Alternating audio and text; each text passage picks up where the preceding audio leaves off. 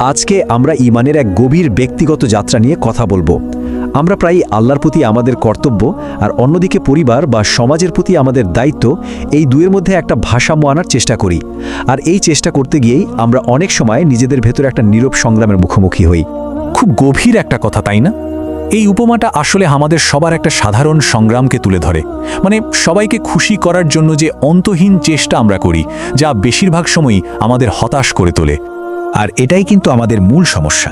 যখন আমরা অন্যদের ঠিক করে দেওয়া মানদণ্ড অনুযায়ী বাঁচার চেষ্টা করি, তখন ক্লান্তি আর ব্যর্থতা ছাড়া আসলে আর কিছুই জোটে না। এটা এমন একটা দৌড় যেটাতে জেতা প্রায় অসম্ভব। তাহলে আসল লক্ষ্যটা কি হওয়া উচিত? আসল লক্ষ্যটা হলো মানুষের সন্তুষ্টির চিন্তা থেকে বেরিয়ে এসে আল্লাহর সন্তুষ্টির দিকে মনোযোগ দেওয়া।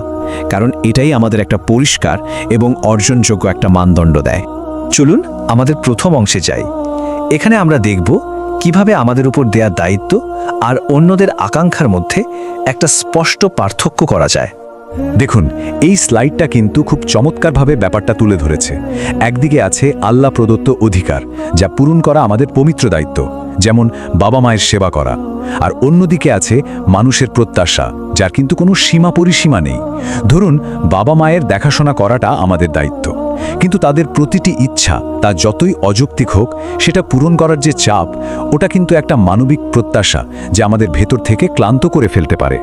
এই ব্যাপারটা কিন্তু নতুন কিছু না। ইসলামের ইতিহাসেও আমরা এর অনেক উদাহরণ দেখতে পাই।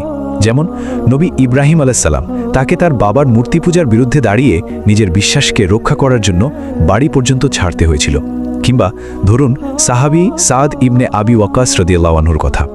তিনি যখন ইসলাম গ্রহণ করেন, তখন তার মা অনশন শুরু করেন শুধু তাকে ঈমান থেকে ফিরিয়ে আনার জন্য। কিন্তু এত বড় চাপের মুখেও তারা আল্লাহর সাথে করা তাদের ওয়াদাকেই সবার উপরে রেখেছিলেন।